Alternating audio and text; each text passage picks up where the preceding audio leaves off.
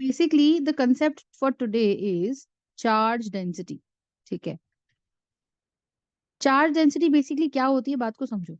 Charge density का basic मतलब ये होता है कि यार मान लो, चार्ज का मतलब चार्ज का मतलब कि अगर किसी एटम पे, जैसे मान लीजिए ये कोई एटम है, इसके न्यूक्लियस में मान लीजिए मैंने बोला कि 11 प्रोटॉन्स हैं और 12 न्यूट्रॉन्स हैं। तो 11 प्रोटॉन्स हैं तो हर एटम इलेक्ट्रिकली स्टार्टिंग में न्यूट्रल ही होता है। तो हम बोलेंगे कि भाई इसमें 2 इलेक्ट्रॉन्स हैं और इसके अंदर 1 2 3 4 5 6 7 8 है और यहाँ पे 1 इलेक्ट्रॉन है। तो मैं बोल रही हूँ कि भाई हर एटम जो इलेक्ट्रिकली न्यूट्रल है। इस केस में मैंने एग्जांपल लिया है सोडियम का। तो अगर मैंने इसमें एग्जांपल सोडियम का लिया है तो this is 11 protons equals to 11 electrons, right. अब होगा क्या कि भाई मैम, अगर if this atom has to participate in a bond formation, if this atom has to participate in bond formation if this atom has to participate in bond formation, तो ये कुछ loose या गेन करेगा, है ना। तो मान लीजिए इसके अंदर 2 8 1 की इलेक्ट्रॉनिक कॉन्फ़िगरेशन हुई। So this 1 electron got lost. तो जब 1 इलेक्ट्रॉन गॉट लॉस्ट तो हुआ क्या कि मैम 11 प्रोटॉन्स हो गए और 10 इलेक्ट्रॉन्स हो गए। और जो मेरे ये 11 प्रोटॉन्स एंड 10 इलेक्ट्रॉन्स है ये इक्वल नहीं रहे। तो हम ये बोलते हैं कि अगर रिलेटिव चार्ज अगर हम बात करें कि प्रोटॉन का +1 है और इलेक्ट्रॉन का -1 है। सो एक इलेक्ट्रॉन का चार्ज -1 है तो 10 इलेक्ट्रॉन्स का चार्ज -10 है। एक प्रोटॉन का चार्ज +1 है तो 11 प्रोटॉन्स का चार्ज +11 है। और वो इक्वल नहीं है तो नेट चार्ज जो मेरे एक एटम पे बना वो +1 का बना। जब नेट चार्ज मेरे एटम पे +1 का बना, इसका मतलब ये जो मेरा एटम है उसकी एक तो आखिरी शेल गायब हो गई। क्यों आखिरी शेल गायब इसलिए हो गई? क्योंकि मैम आखिरी शेल गायब इसलिए हो गई क्योंकि ये जो इलेक्ट्रॉन्स थे, एक इलेक्ट्रॉन चला गया। अब जहां पे इलेक्ट्रॉन नहीं है, इसका मतलब क्या हुआ, जिस एरिया में इलेक्ट्रॉन नहीं है, जैसे ये एरिया था, यहाँ पे इलेक्ट्रॉन होना चाहिए था, ये आखिरी शेल थी, KLM शेल थी। पर क्योंकि इसके अंदर इलेक्ट्रॉन नहीं था, ठीक है, क्योंकि इसके अंदर इलेक्ट्रॉन नहीं था, तो क्या होगा कि मैम वो शेल का भी कोई मतलब नहीं है। तो इसका मतलब अगर हमने बोला K शेल एग्जिस्ट करती है, L शेल एग्जिस्ट करती है, M शेल एग्जिस्ट करती है, पर वो KLM शेल तभी तक एग्जिस्ट करती है जब तक उनमें इलेक्ट्रॉन्स है।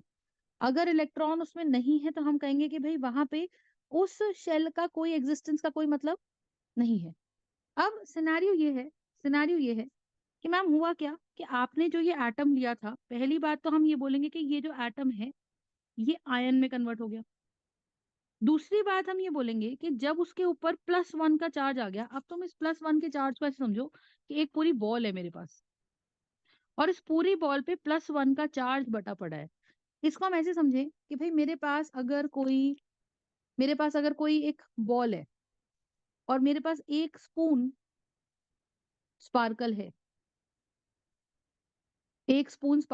तो हमें इससे क्या समझ में आएगा कि मैम अगर ये बॉल है और उस पे स्पार्कल लगाना है 1 ही चम्मच, तो तू मुझे बता कि भाई छोटी बॉल है और बड़ी बॉल है, स्पार्कल वही 1 चम्मच है। तो स्मॉल बॉल के ऊपर अगर मैं वो स्पार्कल लगाऊंगी तो क्या हर पॉइंट पे स्पार्कल थोड़ा ज्यादा आ जाएगा? जब स्पार्कल तो वही है ना, पर क्योंकि बॉल का साइज छोटा हो गया तो हर पॉइंट पे स्पार्कल का अमाउंट कैसा है? बहुत ज्यादा। और हर पॉइंट पे अगर स्पार्कल का अमाउंट बहुत ज्यादा है, हर पॉइंट पे अगर स्पार्कल का अमाउंट बहुत ज्यादा है, तो इसका मतलब हम बोलेंगे कि पर point what is the charge. तो पर पॉइंट चार्ज जो आता है उसको बोलते हैं चार्ज डेंसिटी। तो आप मुझे बताओ, अगर वही 1 चम्मच स्पार्कल, दैट 1 स्पून स्पार्कल, अगर मैं बड़ी बॉल पे लगाऊं, तो क्या मुझे पता है कि स्पार्कल तो हर पॉइंट पे आएगा, पर बड़ी बॉल में, बिग बॉल पे हर पॉइंट पे स्पार्कल थोड़ा सा कम आएगा, यस और नो? और क्योंकि हर पॉइंट पे स्पार्कल थोड़ा कम आएगा, इसका मतलब क्या हो जाएगा मुझे बताइए? हर पॉइंट पे स्पार्कल अगर कम आएगा इसका मतलब क्या हो गया? हम बोलेंगे अगर स्पार्कल का अमाउंट सेम था, वही स्पार्कल छोटी बॉल पे लगाया और वही स्पार्कल बड़ी बॉल पे लगाया, ठीक है, तो क्या होगा कि for the big ball, for the small ball, ठीक है, तो for the big ball charge पर पॉइंट इज लेस। चार्ज पर point is less, charge her point पे कैसा है, बहुत ही कम है। तो हमें ये चीज समझ आई कि चार्ज अगर हर पॉइंट पे कम है, इसका मतलब इसकी चार्ज डेंसिटी कम है। तो ऐसे ही इसी एनालॉजी के हिसाब से अगर हम देखें, तो जो हमारा स्पार्कल हो गया ना, वो तो हो गया चार्ज, और जो हमारी बॉल है वो हो गया हमारा एटम। तुम ये सोचो कि भाई अगर हम बोल रहे beryllium, magnesium, calcium, strontium, barium, ऐसे बोल रहे हैं हम लोग, तो बेरिलियम का साइज कैसा है, बेरिलियम का साइज छोटू सा है, ऐसा सा है। मैग्नीशियम का साइज थोड़ा बड़ा सा है। कैल्शियम का साइज थोड़ा और बड़ा है।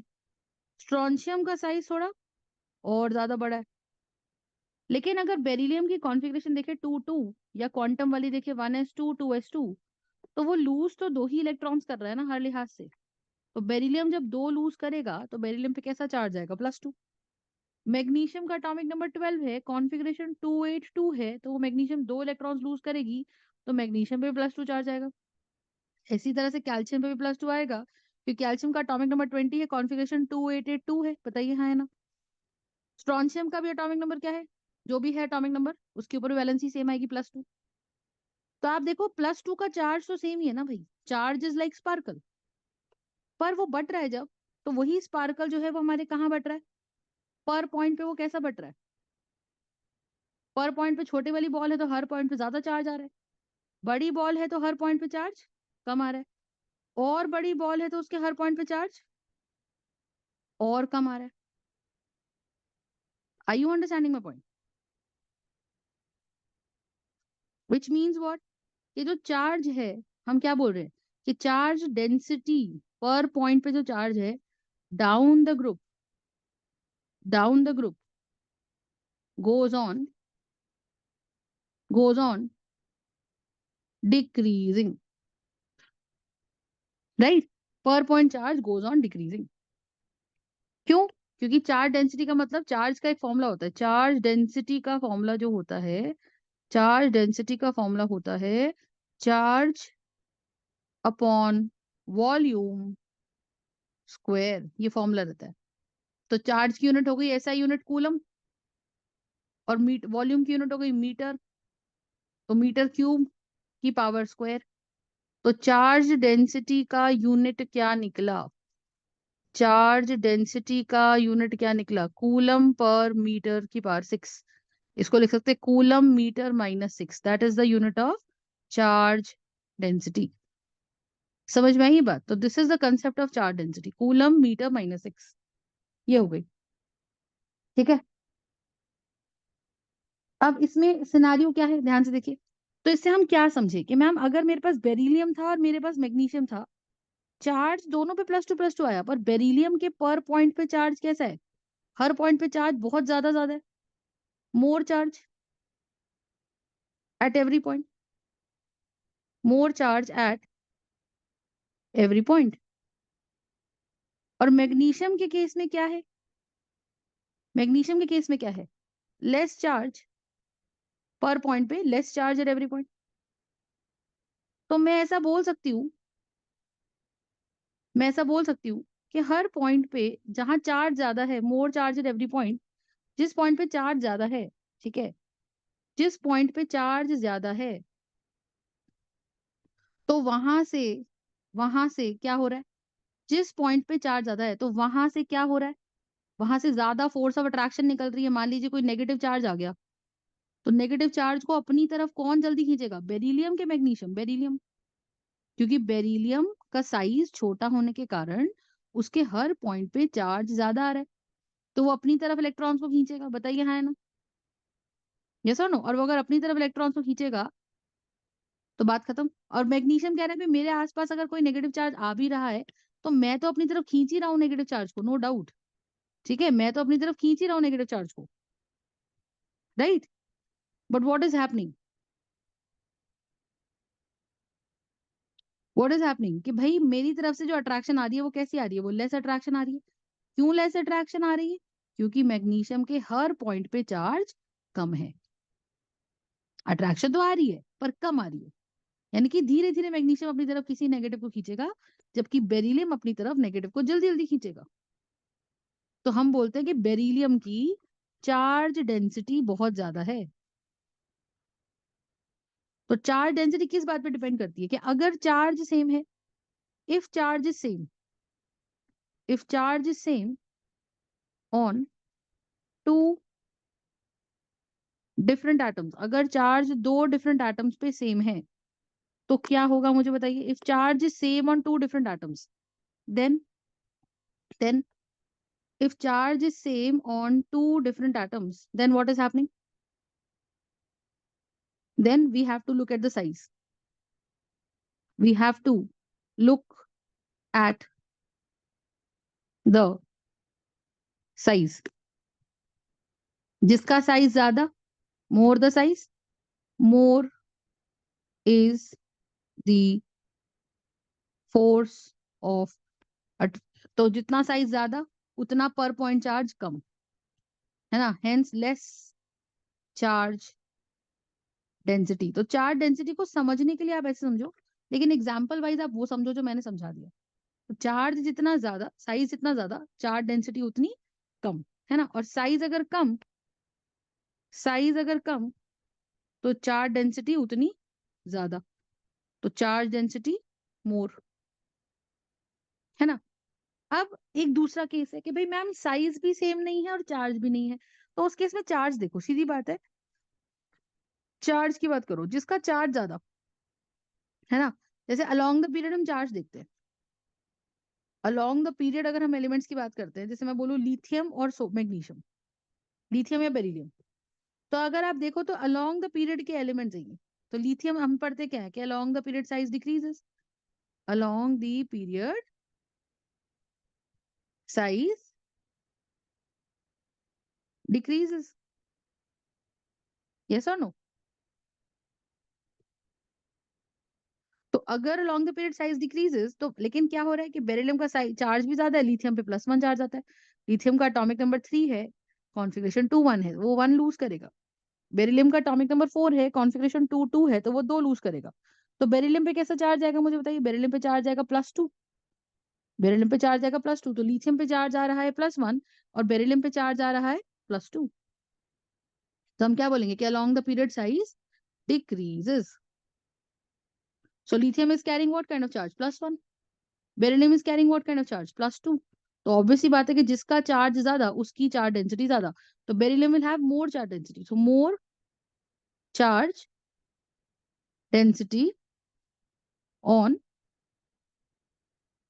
Beryllium, more charge density on beryllium, simple. ठीक है, तो बेरिलियम की चार्ज डेंसिटी बहुत ज्यादा है। ठीक है जी, ये कंसेप्ट आ गया अपने पास, दैट इज द कंसेप्ट।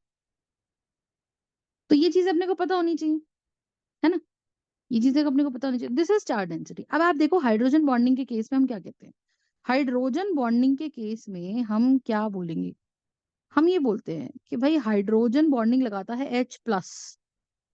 कौन सा H+? जैसे फ्लोरीन के साथ सिंगल बॉन्ड से H जुड़ गया, या ऑक्सीजन के साथ सिंगल बॉन्ड से H जुड़ गया, या नाइट्रोजन के साथ सिंगल बॉन्ड से H जुड़ गया, बॉन्ड है ये, कोवेलेंट बॉन्ड है ये बकायदा।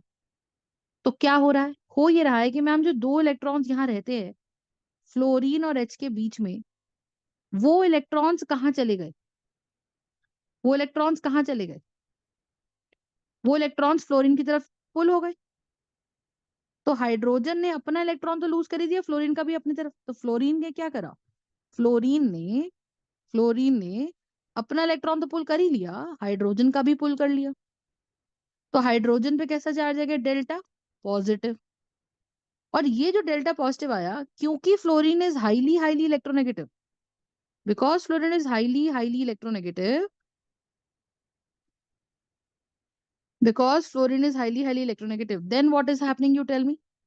कि फ्लोरीन पे इतना ज्यादा नेगेटिव चार्ज आने के कारण हाइड्रोजन पे इतना ज्यादा पॉजिटिव चार्ज आया कि मैम वो +1 चार्ज आया किस पे, बहुत छोटे से एटम पे, क्योंकि आप सोचो हाइड्रोजन का एटम सबसे छोटा होता है, तो चार्ज तो वही है +1, लेकिन वो कितनी छोटी सी वॉल्यूम पे है, तो पर पॉइंट चार्ज बहुत ज्यादा आया। अब हाइड्रोजन एटम के ऊपर अगर पर पॉइंट चार्ज पर पॉइंट चार्ज, जिसको हम बोलते हैं चार्ज डेंसिटी, तो हम बोलते हैं कि हाइड्रोजन के ऊपर पर point charge came out to be very more large, came out to be very large. और इसीलिए हम क्या बोल देते हैं कि हाइड्रोजन के हर पॉइंट पे चार्ज ज्यादा हो गया, तो hydrogen charge density, hydrogen charge density came out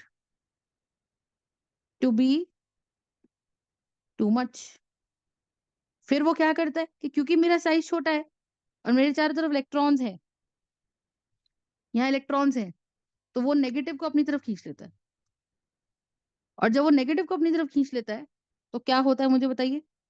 जब वो नेगेटिव को अपनी तरफ खींचता है तो हर नेगेटिव को अपनी तरफ खींचने के कारण H+ पड़ोस वाले एटम पे जिसपे लोन पेयर है, उसके लोन पेयर पे बहुत स्ट्रॉन्ग फोर्स ऑफ अट्रैक्शन लगाता है। इसीलिए due to high charge density of hydrogen, due to high charge density of hydrogen, क्या होगा बताइए। Due to high charge density of hydrogen what is happening, that the positive attraction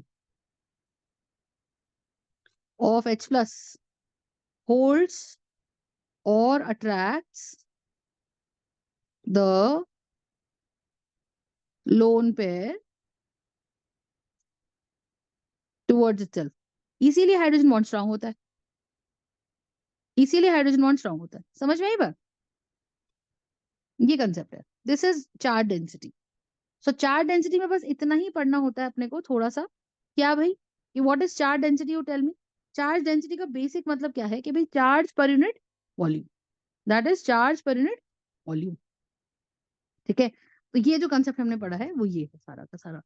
so this is the concept. तो charge density down the group अगर हम जाते हैं तो down the group charge same रहता है और साइज बढ़ता जाता है, as a result charge density घटती जाती है। और अलोंग द पीरियड साइज में कोई खास फर्क नहीं आता, देखा जाए तो चार्ज घटता ही है। तो चार्ज डेंसिटी की बात आप खुद सोचो कि चार्ज डेंसिटी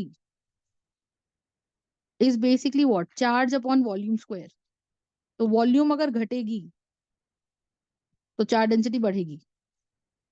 पर लॉजिक समझ में आना चाहिए, वॉल्यूम घटने का मतलब वो स्फीयर छोटा हो रहा है। अब अलोंग द पीरियड वो स्फीयर बहुत ज्यादा छोटा होता नहीं है, अलोंग द पीरियड वो स्फीयर बहुत ज्यादा छोटा होता नहीं है। तो हम क्या बोलते हैं, हम क्या बोलते हैं, हम बोलते हैं कि क्योंकि अलोंग द पीरियड वो स्फीयर बहुत ज्यादा छोटा नहीं हो रहा, तो वॉल्यूम पे तो कुछ खास फर्क नहीं आ रहा। और सोडियम की वैलेंसी Na+1 है, मैग्नीशियम की वैलेंसी Mg+2 है, Al की वैलेंसी Mg+Al+3 है।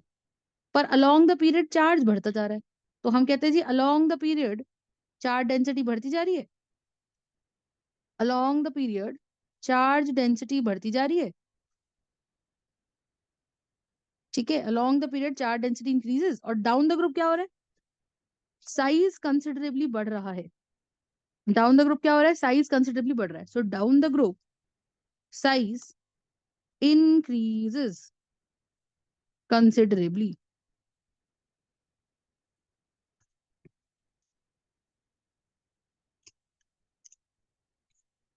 You understand my point, right? So this is the concept, this is the concept of charge density।